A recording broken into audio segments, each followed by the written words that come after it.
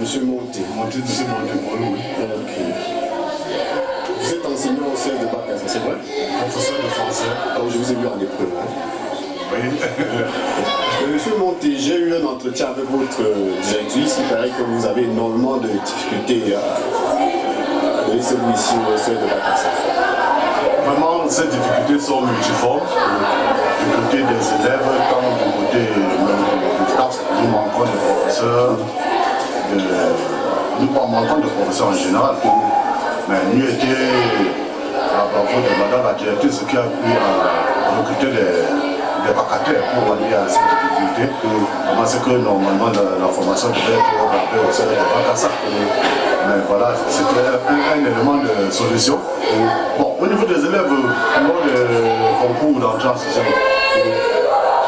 vraiment le niveau des candidats est relativement bas. Bon, mais comme nous jouons à la course aux effectifs, on ne peut pas ne pas prendre le peu qui nous est proposé. Mais vous voyez, et alors, ce qu'on recrute là, après le concours, vraiment, si un enfant au concours d'entrée en sixième, et on avait une moyenne de 5, comment, quelle magie pourra-t-on opérer pour remonter ce niveau de 5 à 10 à la fin de l'année?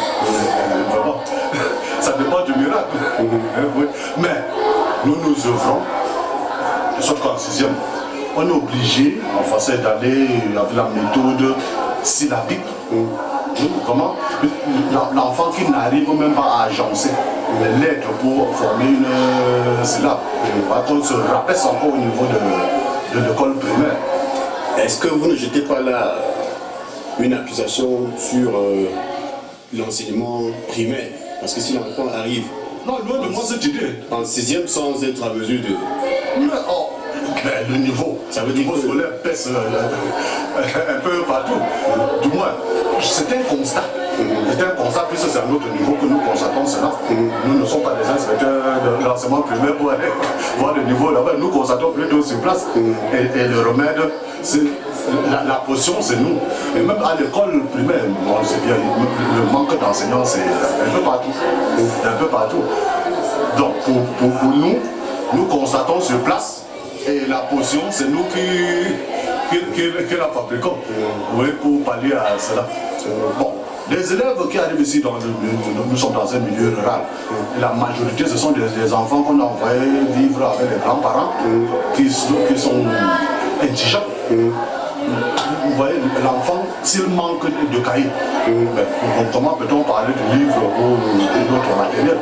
Oui, il y en a qui s'amènent sans cahier. Sans cahier ni livre.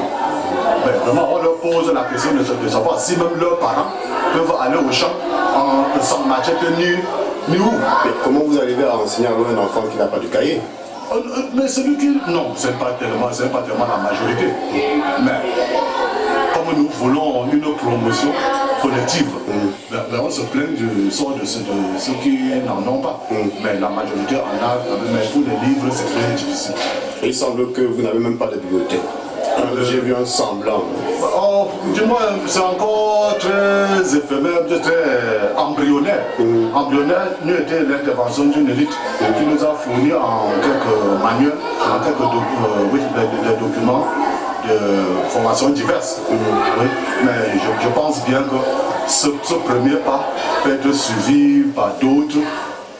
Oui, et finalement, nous pouvons avoir une bibliothèque de centre de Bacassa.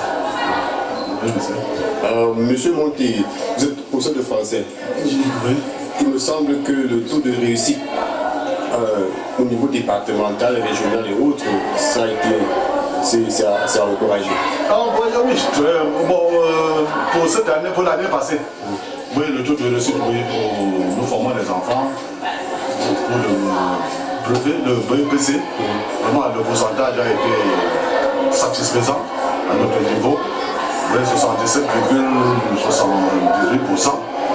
Nous avons été classés premier de l'arrondissement, deuxième départemental.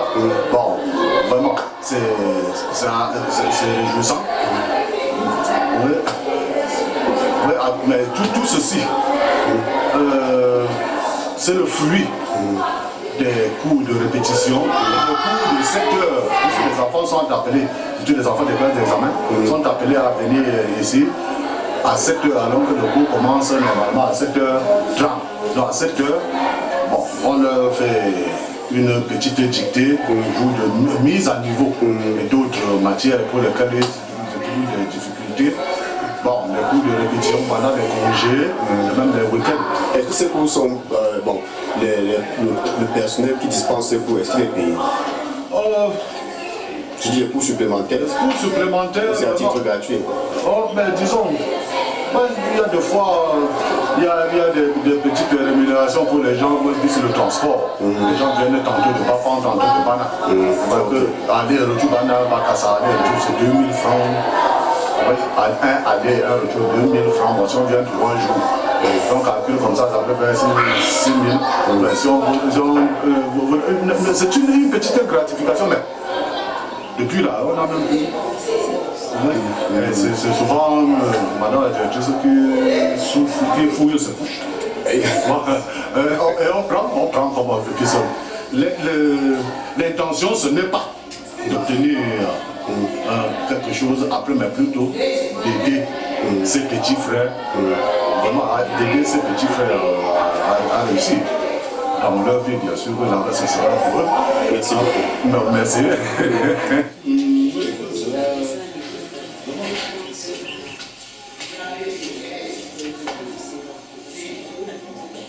Non, compte tenu même de la distance, de transport, même je ne sais pas, il y a des gens qui viennent de transport.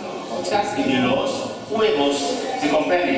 Y aquí en esta emisora vamos a ver cómo hacer esta tortilla. Primero entraremos en las etapas de la cocina. Vous avez là, et quelques élèves de la classe de 3e qui